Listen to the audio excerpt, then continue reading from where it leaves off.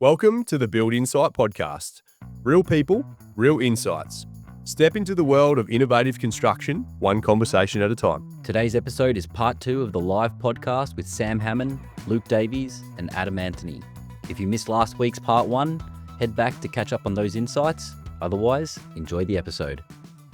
Perfect. And Luke, we've met a couple of your team last year, mate, that are getting out there and getting educated, as you said, with AI and coming up to speed. I think you've got guys that are stepping in, learning a bit with Future Builder and everything. And obviously with the line architecture, you're working on a lot of design from a line as well. So what's been, from you being on the tools or managing on site, what's been the biggest changes for you with the culture building to get to the point now where you step away and they're running things? Yes, I think touch on what Sam said as well. I think what he's done is like being able to delegate the decisions, getting really good people around him so he's not the bottleneck for all the decisions, which helps everything flow. So again, it's still a culture. So no matter what happens with AI, it's just a tool. You still need the culture, the people that want to use it. And going into this new age, like a carpenter now, their jobs are going to be safe. And a carpenter, they can't sign off on plans, but they can nearly become a designer or they can do architectural type things. They can do so much more stuff that's available to them to help work with, architects and clients by using the AI tools. So it's definitely a multiplier. You can do a lot more work with the team you have. So we're not looking to put off any team at Davies Construction or Future Builder. We're just enabling them with more training. We want them to be safe, well-trained, and engaged in what they're doing. And they're the sort of three core things that we try and always keep when we're scaling. And we don't want to lower our standards. We want to keep our standards. And with standards comes support that the business owner has to do as well. So just continually being that committed leader and doing what you want your team to do from the team down, from the top down. Like we see in Japan, the business owner is actually getting out on the floor and cleaning the business with the rest of the team, keeping their workspace tidy. So they're leading by example, something that I'm going to take back and, improve how I do that as well. So bit of a learning there. Just leading by example, I think, is always a winner. Does that mean we're going to see you on Instagram soon with a broom on site? Yeah. I work around, tidying up the site, picking up all the rubbish. With his Mac Mini next to him, We've actually got Daz's brother and business partner in the audience, and I still remember we had a job maybe 5 years ago, Daz, in big build. One of our contractors sort of said to us, "Oh, you guys living the dream, are you?" And I think it was maybe half an hour later, we're out filling a skip in. Aaron turned around and said, "Yeah, living the dream, mate." But it's important. You got to be, still hands on, and big believer that you got to get your hands dirty, even if you're not on the tools anymore. It's our business after all, so can't necessarily just walk away from it and full stop. Yeah. And what about you, Adam, mate? Like Goulburn's a big place, but country town, and are you more building your team from within, or you brought guys in? Yeah, so I've had a train and retain sort of mentality. I have tried to bring guys in, but it's just hard to find them. But what's been really great, I think I've only lost one team member in 9 years. So my two main guys at the moment are both guys that have come right through their apprenticeship and now moved into project managing roles. But my scaling's a little bit different. Like, I've scaled my jobs and revenue without really scaling my team. And that's just come through, just having probably better systems, better organisation. And that just leans right into that whole waste and lead philosophy that, I've spent a lot of time trying to implement in my business the last sort of 6 to 7 months after Luke introduced it to us. But, the easy option would be we're going to scale, we're going to employ more, but it's not necessarily always the answer. I think there is opportunity to scale without growing your team. You can just scale through efficiency. And I've been able to do that, and it's been a lot more rewarding, I think, that way. Let Alan sink in a bit there for a minute. All right, guys, we're going to open it up to you guys because we've got about 10 minutes to go before we swap over. From what you've heard so far, I want to make sure that all of you guys take this opportunity to ask all of these guys any questions, anything you want to know about the industry at the moment, what you're struggling with business, how you can be more efficient, anything to do with AI or business coaching or anything like that. Mike was just going to grab a mic for us, and anyone that wants, please feel free to stick your hand up. Don't be shy. There is no such thing as a silly question today. Everybody is here for the same thing. It's to learn and take as much as they can away from this event. So who wants to go first? The recorded question was, how do you handle architects in your project management system? Are they coming into Wonderbuild as a contact, or is that something you're managing separately? We have recently on a project, they're not contract admin by any means. They're just wanting to be involved in the build, which we love. And we just added them as an additional client or contact on the project. So you have to add their name to the email when you send the site diary updates and everything, but we do try and include them in everything. They're not to the degree where I think you're meaning with probably management of payments and everything, but you know, you can definitely include them to the project on Wonderbuild for sure. Yeah. Yeah, so I've the last 3 or 4 projects I've had my designers, building designers I typically work with, they've come in pre-construction as a client in Wonderbuild. So and that goes back to what I was saying earlier about keeping everything in one place, like one source of truth. And they've been really receptive to that. They've come in, so your chat channels are all in one spot, and you can still have the great thing about Wonderbuild and the chat system is you can still have different channels of communication. So I might want to talk to 2 of my clients about payments or money or something, and I don't necessarily have to have the architect or the building designer in on that. I can also set up another channel where it's all of us involved, or it might be just me and the designer. But there is still those ad hoc communication that will go through email, but always get me VAs to follow it back up inside the Wonderbuild chat just so we know that's that one source of truth. But it's about having guidelines and setting them out at the start of when you start working with people that, this is where communication's going to be. And to keep everything streamlined and everyone on the same page, let's keep it all in here. And if it goes outside of that, then, we may not respond or, For over 130 years, Bowens has been the builder's choice, providing a service that provides timber, hardware and innovative building products. And now we're helping you further with this wonderful partnership. The family that have been here for generations, Bowens, has been powering the Australian building industry with family values, trusted service and the drive to make our industry better. They're helping us provide you the insights that matter. Build insight together with Bowens. Real people, Real insights. I think obviously, apart from the obvious with investing into things like Future Builder and Build Insight Hub now, guys, like there's resources. But Luke, you've always been one to get out, find that extra next bit of education or learning. What's something that you're jumping into at the moment for yourself, mate, to take that next bit of education or learning? Yeah, so I just set a commitment probably 18 months ago or so just to watch a bit of YouTube every day on AI. Just, I went from not knowing zero about it to knowing lots about it. So whatever you're trying to learn, there's heaps of education out there that you can find for free. There's also communities like what we're setting up where you can chat with other like-minded people. At the moment, all of my time is being spent on building an AI that for residential building companies that gives you your sort of single focus to work on.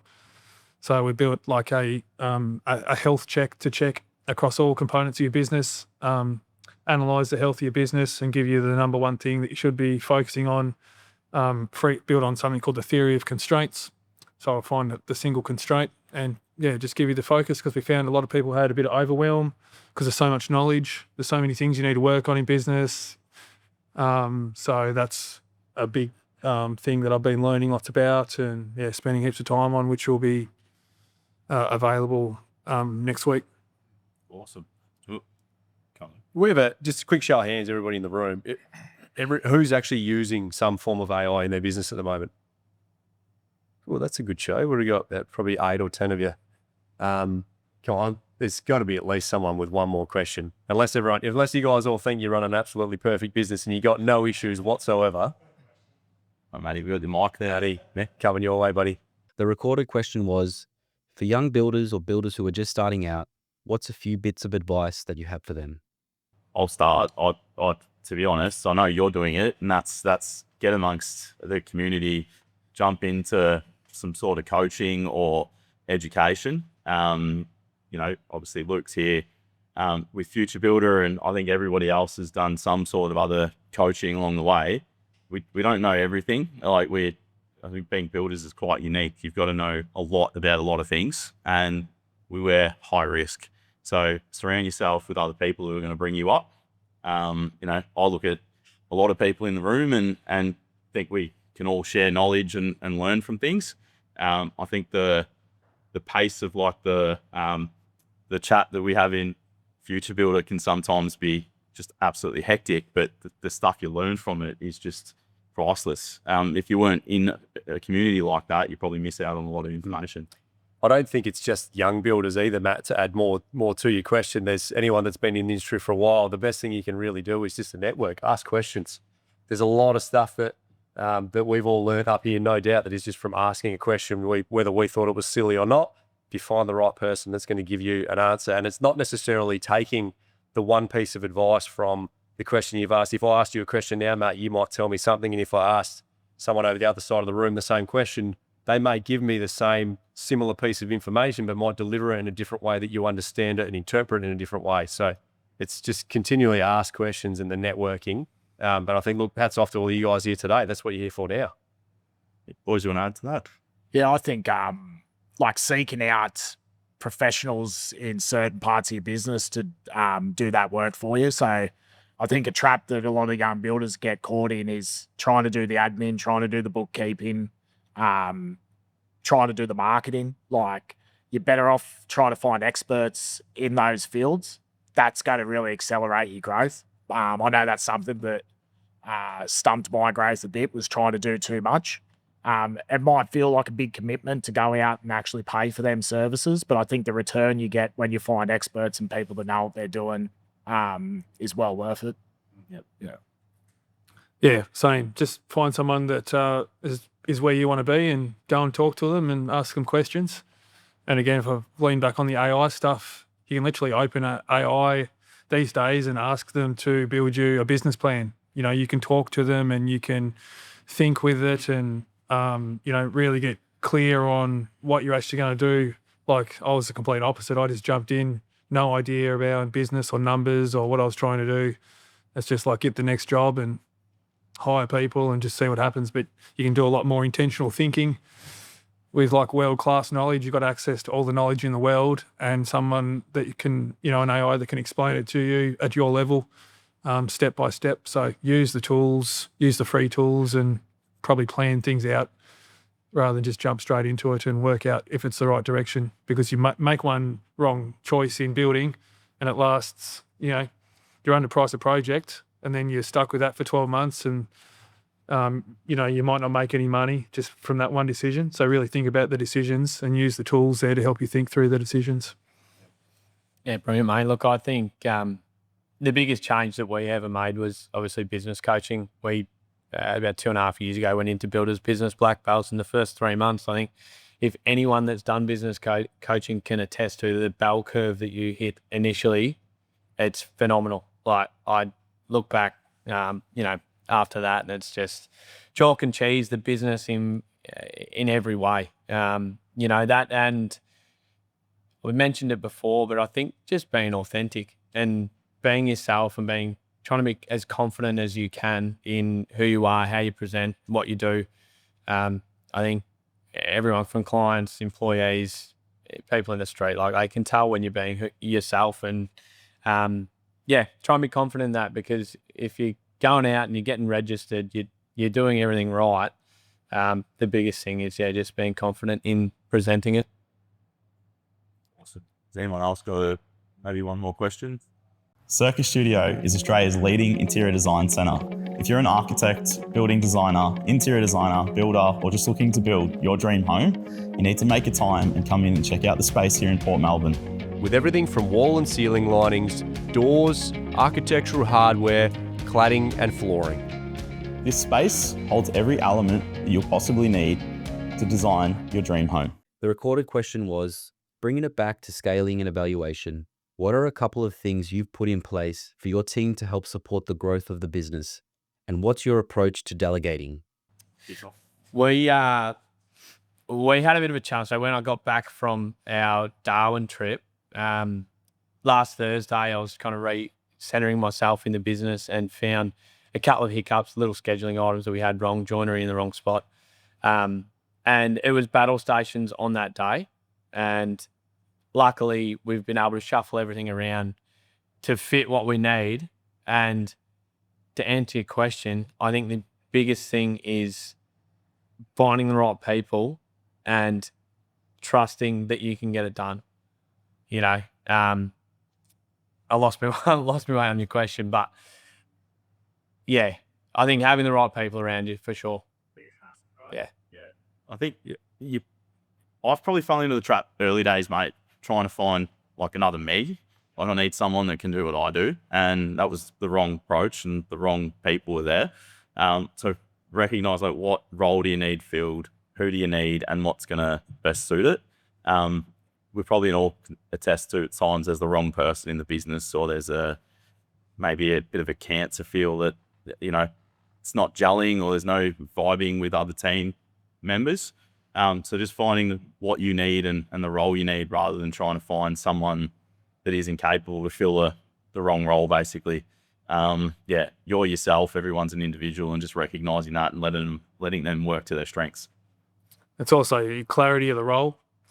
So if you're clear, really clear, we just do a one-page document, just says what the outcome of the role is and what's important to you, and then just give that person ownership to be able to make the decisions. The difference when I'm managing people, the difference between managing someone that you can give something to do and they go away and do it without you having to know that you don't have to check it, they're going to miss something, versus that other person, you know, the energy that you have in that, you know, being able to trust that right person is a completely different feeling when you go into work.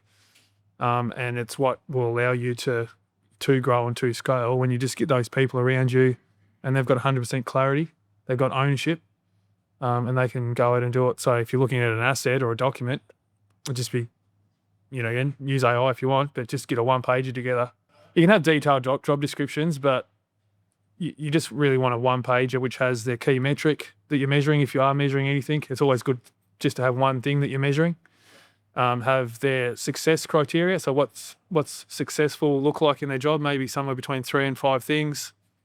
What's not successful look like? 3 to 5 things. So it's listed, and then just have that sort of nice and clearly documented, and they'll really appreciate it.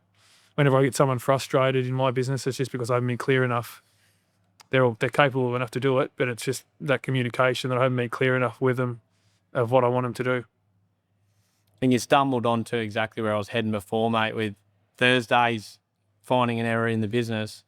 That actually prompted us into rewriting our position descriptions and clear KPIs and setting the standard for all of our employees. And I've printed them out, given them to the guys on site. And now we have booked in next week all of our one-on-one meetings. So again, it's good people, but having good documentation and a process of following that. We've let that slip to start this year. We've been the busiest we've ever been, and our one-on-ones have dropped off, and you can really tell. And they don't say it to me, but they're screaming out for, how am I going? Tell me, I want direct feedback. So I'll just sorry, Sammy. I'll just add to that real quick. Like having like really good meeting cadence has been really powerful for myself. So KPIs and meeting cadence has been able to been easier for me to delegate and offload, and easier for the guys to take on what their actual KPIs and roles are. So, you know, having your structured meetings each week with your project managers, admin staff or whatever, where you can get everything off your plate, planned for the next week. That's been really powerful with scaling, because if you scale with chaos, then your projects will, you know, follow the same track. Awesome. Thanks for the questions, guys. We might just, before we finish up, just as a quick one, we normally do a bit of a rapid fire, but we might keep it at 1 today. So maybe start with you, Adam. What's a tool, either on-site or off-site, that you're right into now, and what's one that was an absolute waste of money? Keep it quick. don't know about the waste of money one. I've definitely tried just about every software and tool there was.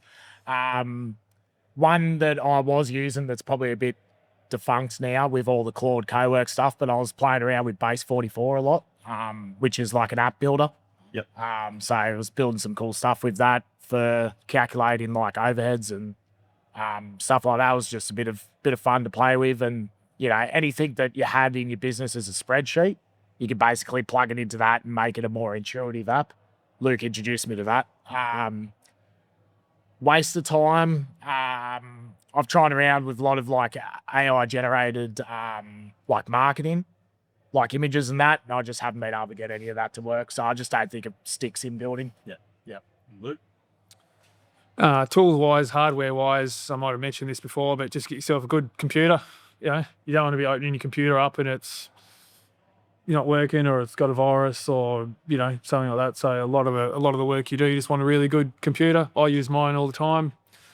And then something that's a waste of time might pass on that one, so I'm not holding up time. And I don't really know what's been a waste of time tool. Yeah, look, the biggest positive I think is Wonderbuild for us, mostly because not only the software itself, but the implementation. It's the first time that we've had scaled implementation across the board through our whole team. And biggest waste of time, probably Deputy. We tried to go to Deputy for bloody managing our team, and it was just clunky, hard, and we ended up going back to a Google sheet that's color coordinated and simple to read, and the boys just know what they're looking at. Yep. Awesome. Yep. Well, I just want to say a massive thanks to you guys. You know, Sammy, nice drive in from the coast. Adam's flown in from Goulburn, and especially Luke. Luke's come from overseas, hasn't seen his family, detoured to Melbourne and to be here today. So yeah, thanks guys. It's always an awesome time chatting and learning from you guys. So hopefully everyone else has learned something today. And thanks for coming in. Thanks for having us, boys. Thanks to you as well. Appreciate the questions. If you've got any more, we're running out of time, so we're going to have to swap over. But if you've got any more questions at the end of it, these guys are still going to be floating around towards the end. So feel free to grab them in the network session at the end. And ask any little bits and pieces you didn't get a chance for. But thanks, guys. Appreciate it. Thanks for tuning in, guys. If you want to find out more about Build Insight, head over to the website buildinsite.com.au. Over on the website, you'll find links to previous podcast episodes, as well as our YouTube channel, Instagram, and Facebook. Hope you've enjoyed the episode. Catch you on the next one. Well, that's a wrap for another week's episode of the Build Insight podcast. Before we leave, just want to give a huge shout out to all of our sponsors for their ongoing support. Without their help, Build Insight wouldn't be what it is today. Let's cue the disclaimer. I need to let you know that myself and the Build Insight team are in no way, shape or form qualified to give you personal or specific business advice. We strongly encourage you seek out the use of professionals for products or when you are making personal or business decisions. Everything discussed during the Build Insight podcast is our own and the guest opinion and personal experience and is of a general nature only. Hope you enjoyed the episode. Catch you on the next one.